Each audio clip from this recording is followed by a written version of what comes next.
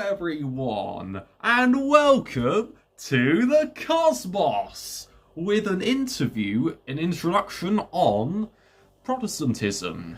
We have here we have postdoc researcher. Is that right? Adam. It used to be right. Now I'm just teaching. So You're just you're just a teaching. Yes, a staff member at the University of Nottingham, Dr. Adam Morton, who I've known as the expert to talk to on matters regarding Protestantism.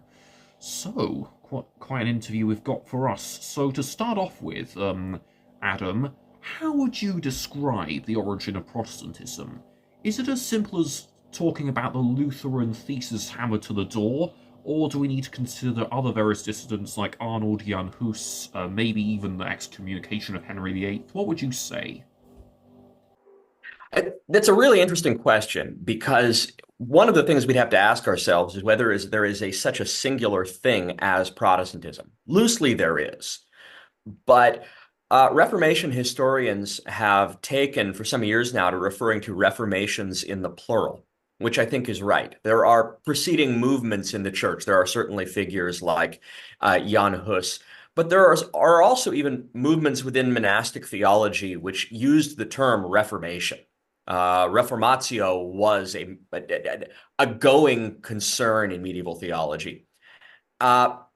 What happens with Luther is a little different in its shape. Certainly the events of October 1517 make a difference, but it is hard at that point to call anything that's happening Protestant. Basically, what Luther did, and this might burst a few bubbles, basically what Luther did is wrote a series of debating points on technical questions of penitential theology, of the sacrament of penance and the use of indulgences. And he may have nailed them to the church doors. He definitely, or rather, he may have nailed them. He definitely mailed them, posted them to his church superior, the Archbishop of Brandenburg. But these are debating points in Latin. The theology represented there isn't even really, within a few years, it's not going to be what Luther himself is voicing. It's a very transitional thing. So you need multiple sorts of points of entry into Protestantism. Luther himself will develop partially through the conflict that emerges, but also other figures who have their own dissatisfactions. Some of them related to Luther's, some of them distinct, are going to emerge. Over the course of time, yes, Henry VIII is going to move from a partisan of one end of things, a defender of the Catholic Church, to being a partisan for a certain kind of Reformation. That all unfolds over a number of years, but I really do think we have to talk about multiple points of origin. Luther is a spark, an incredibly important theological figure, but Protestantism can't be described as having a singular origin. It doesn't work that way. Fair enough. I did actually watch one of your videos on, I think you made one on Luther a few months ago that unpacked the many different truths culturally, and you explained the nuances around that. So yes, that makes a lot more sense. So for my second question, you want to talk about many different reformations, of course. So could you name all the Protestant groups slash denominations from the Reformation era? A little bit perhaps about the beliefs, maybe. I think because there are probably many that have sprung up in different places. Well, there are and there are not. There are certainly many different Protestant denominations today. In the time of, if I'm going to talk about the first half of the 16th century, there are really only a few broad groupings. I think it's important to realize, and relatively recent research has shown this, that some of the divisions within the Reformation correspond to pre-existing divisions in circles of humanists and sort of educated, theologically interested folks corresponding with each other in various clusters in Europe. Some of the patterns were already set by the time the Reformation touches off. Broadly, you do have one group out of the University of Wittenberg in Germany. That is Luther and his colleague Philip Melanchthon and a number of others. And they develop a fairly distinctive theology. So that is the Lutheran branch, which very much still exists. And they're in some ways, they're often conceived as more conservative in the Reformation, and that in some outward ways they are less variant from Catholic practice. Though the theology, the underlying theology, is often very far different, and I'll get to that. When there's another broad grouping we refer to as Reformed churches. Those include some influence from Luther and the Wittenberg gang, but also influence from reformers like Ulrich Zwingli, John Calvin eventually, and a number of others. It's broader. The distinctions between these and the Lutherans are sometimes blurry. You even have combined Lutheran Reformed churches in several places in Europe. However, there really are distinctions. The Reformed are often more visibly Protestant. For example, a certain kind of iconoclasm, removal of images from churches was more distinctive for them. It would be rare to non-existent for a Reformed church to hold a Lutheran position on the Lord's Supper, that Jesus is bodily present in the bread and wine, whether you want him there or not. That's maybe an odd way of stating the Lutheran view, but it's correct. But beyond these, you refer to both the Lutherans and the Reformed as magisterial, the magisterial Reformation, meaning they preserve certain sort of traditional lines of authority, and a sense of biblical interpretation operating within church authority to an extent. However, outside these bounds, you have different sorts of Protestant churches showing up. This is what we often refer to as the Radical Reformation. These are the forefathers of today's Anabaptist and ultimately indirectly Baptist churches, but also groups like the Mennonites. These are much more radical and much more aggressive in changing matters of church structure and reinterpreting matters of church authority. They often have a much greater stress on the individual reader and interpreter of Scripture, though they may have a very communal lifestyle in places. But for example, their sacramental theology tends to be wildly different, particularly on the matter of infant baptism, which is almost universally rejected. But at the time of the early Reformation, there's even more variation there. Because, for example, if you look at the Mennonites today, this is a pacifist group. A lot of the Radical Reformation descendants today are pacifists. But the Radical Reformation in the first part of the 16th century included groups that advocated essentially violent overthrow of governments to establish the kingdom of God imminently. So there was a huge amount of variation there that would take quite a long time to map. But those are the three broad groups. And then on top of that, you end up with the Church of England, which is to a certain extent trying to mediate between the Lutheran and Reformed strains. And that's a little bit of a complex affair and develops over a longer period. But early on in what becomes the Church of England, there is a little more Lutheran influence and more distinctly Reformed influences over time. Right. Wow, that's quite amazing.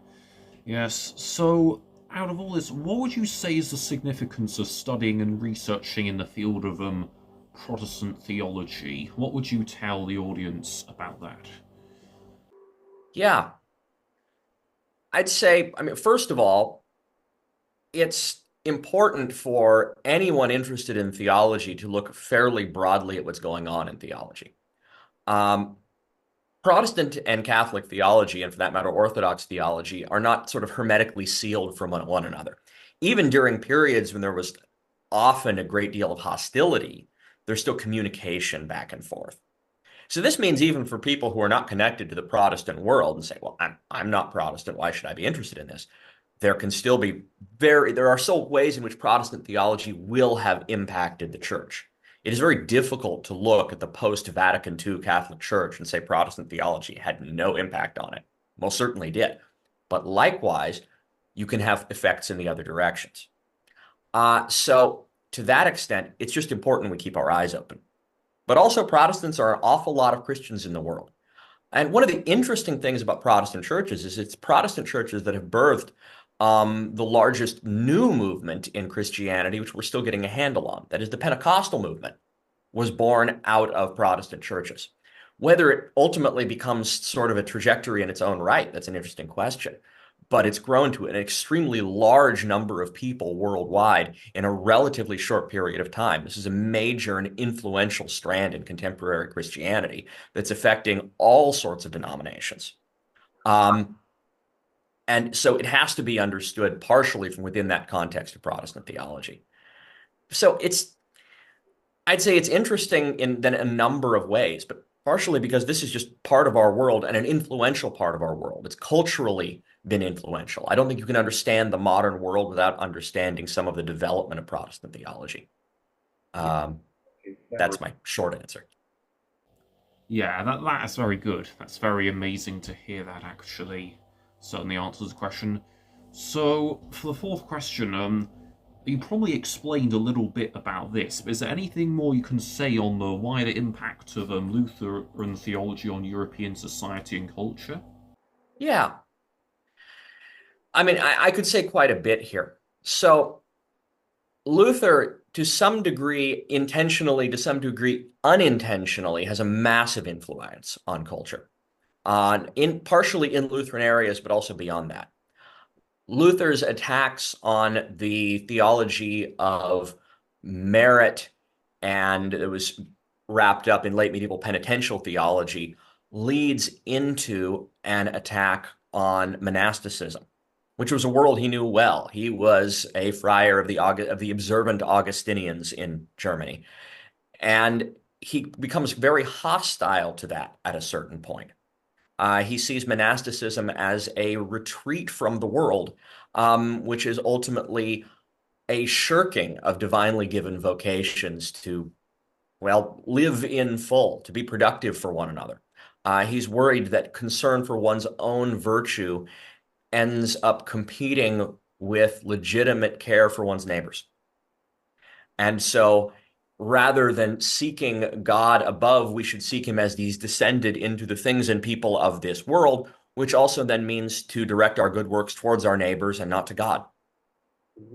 Uh, the consequence of that is going to be a transformation in European society in terms of instead of the highest sort of spiritual aspiration for a person becoming formally religious, joining a monastic order, um, Luther essentially inverts that. Go out, get married. He himself marries. He doesn't expect to do this. He doesn't marry until his mid 40s or until his early 40s. This happens to him somewhat accidentally. But he get married, have a family. The elevation of this to this notion of Christian family life is a product of the Reformation. That you can walk into a Catholic church today and there will be this elevation of family life as a true sort of almost spiritual goal. That's an effect of the Reformation. Whether the Catholic Church wants to acknowledge that or not, that's partially on account of Luther. Um, there are also effects in terms of governments and social apparatus. Luther's an advocate for education, in particular for girls, that girls and young women should be educated in order to be able to run household businesses and basically run the family's finances and business operations. That's how things worked in his home because he was not good at those things, but his wife was.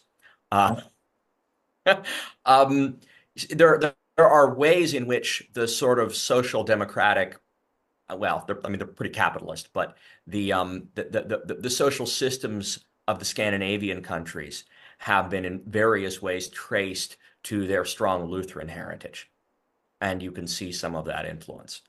So I think in Luther's case, you can draw several of those lines, but really modern Europe, modern Western culture is pretty unrecognizable without Luther because of that overturning of the monastic world.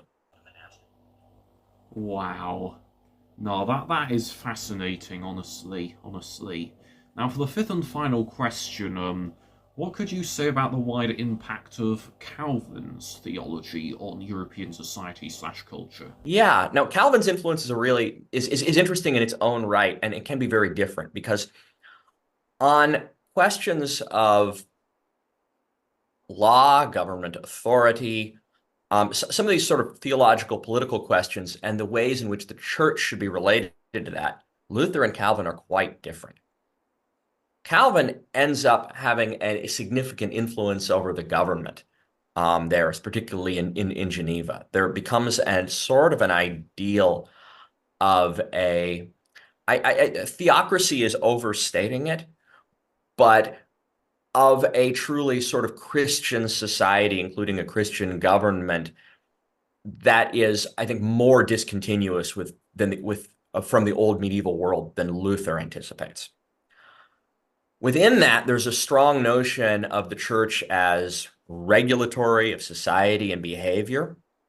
And this has impact in several ways. Notably, you have Protestants strongly influenced by Calvin who end up executing a successful rebellion against a king and executing him in England, right? That happened in the 17th century. So that's not a small effect. That's even if it didn't last permanently, it has long-term effects. But beyond that, there is a sort of a wider Protestant emphasis on producing signs and marks of your election, of the way that God may or may not have chosen you. This is a little complex, but the idea emerges in somebody like a sociologist like Max Weber, at the end of the 19th, beginning of the 20th century, of the so-called Protestant worth ethic, this connection between capitalism and Protestantism, where someone would demonstrate that they wouldn't earn their salvation by trying to be a successful citizen, but someone would demonstrate their value, not only their place in society, but the ways in which God's work in their lives are expressing themselves by have a family, get a job, be successful in business, be a leader in the community. Your works are supposed to show all of this. And so this sort of disciplined, orderly, and it ends up lending itself well to financial dealings, to business dealings. This kind of approach, it has a definite impact. Protestant countries became often, well, banking and financial centers, trade centers. And so this left sort of historians and sociologists in a place to just try to figure out exactly why that was. And maybe Calvin has a little bit to do with that. But that's sort of a broader cultural effect, I'd suppose. Okay, yeah, that's lovely. Thank you to everyone who's still watching this 17 minutes in. This has been an amazing journey. And yeah, if you would like to do Protestant theology, hang on, there aren't any courses or any modules on Protestant theology at Nottingham? Well, I mean, it's touched in various places. But no, we're not doing anything specifically on it at this point. There's a kind of a Reformation theology module in the MA program that's in the works. It's going to definitely be covered in bits and pieces.